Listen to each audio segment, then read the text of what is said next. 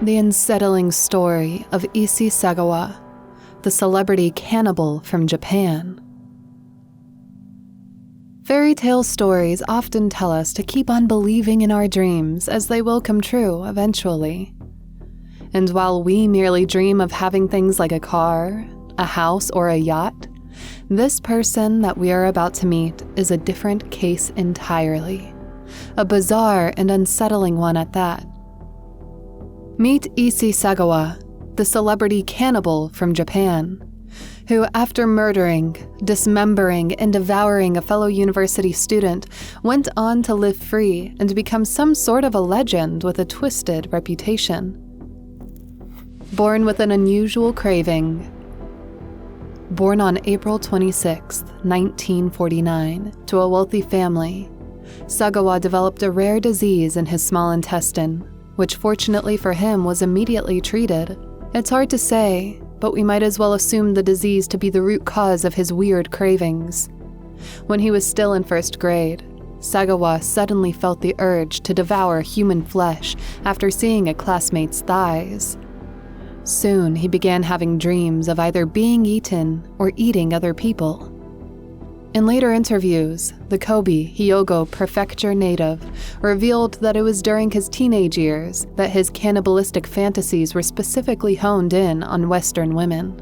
According to him, it all began after watching Sleeping Beauty when he was a kid. He had a different take on the story, though.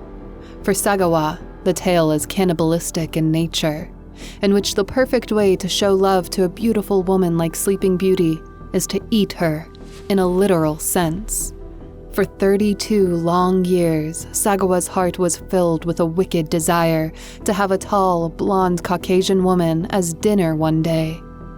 Like a twisted fate that came to pass in 1981. Parisian Nights. As a student, Sagawa exhibited high academic performance. He loves to read, and studying for him is a passion rather than a chore. Strangely enough, the brilliant kid failed in all of the entrance exams he took for high-ranking Japanese universities, which his parents wanted him to attend. As such, it was decided for young Sagawa to go to Paris to study literature and language. Being far away from home, this only intensified his eagerness to act on his urges. He soon realized that the situation couldn't be more perfect. He began bringing prostitutes to his place, of which he sometimes had plans on killing and eating. Then he met René Hartevelt. Hartevelt was a Dutch student studying at the same university with Sagawa. It is said that the Japanese had fallen in love with the tall and very attractive woman. Sagawa struck up a friendship with Hartevelt, who he occasionally invited to his home for dinner. At some point in their platonic relationship, Sagawa asked Hartevelt for some German language lessons, of which the latter willingly complied. This arrangement brought them closer than ever, and it was about time for Sagawa to live out his fantasies. Pulling the trigger. Brace yourselves from here on out, as things are about to get disturbingly crazy. Sagawa managed to procure a gun which he used to kill Hartevelt. He shot the victim in the back of the neck while she was reading him a poem. Hartevelt died on the spot. He was shocked with what happened and lost consciousness.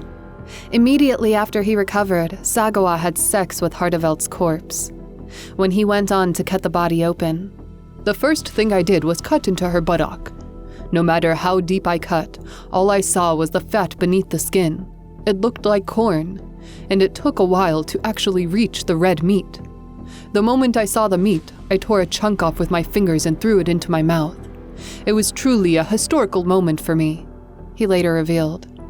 According to reports, Sagawa removed almost 10 kilograms of Hartevelt's flesh, which he ate over the next 3 days after the killing incident. He consumed various parts of her body, mostly her breasts and face. Photographs were also found in Sagawa's apartment, showing Hartevelt's body at each stage of eating. Arrest, trial, and freedom. Sagawa attempted to dump Hartevelt's body in a lake in the Bois de Boulogne. A lot of people in the place saw him carrying 2 large suitcases, which of course contained what was left of Hartevelt. Witnesses notified the French police after noticing the suitcases dripping with blood. It didn't take long to arrest the man who was found at his apartment. When questioned, his response was quite simple. "I killed her to eat her flesh." Sagawa was detained for 2 years in a French prison. When his trial finally came, a French judge declared him legally insane and unfit to stand trial. Charges were dropped against him and he was ordered to be confined in a mental institution. He was later deported back to Japan. Authorities in the country, meanwhile, couldn't proceed to press any charges because of a loophole in Japanese law.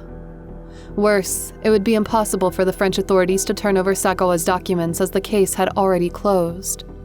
Japan had no choice but to send Sagawa to an asylum. Having been declared mentally fit, he was later released in 1986, where he remains free. Quite a celebrity. Call it crazy, but Sagawa's release into the public launched him into stardom. With his newfound fame, he began to appear on national television, participating in game shows, acting on several films, and being invited over as a resource speaker in various events. At one time, he became a freelance food critic. These days, Sagawa has been devoting his time writing books and other reading materials, which talk about the murder he committed in France and his other twisted fantasies. Thanks for watching, and don't forget to hit that like button and subscribe to our channel for more videos like this.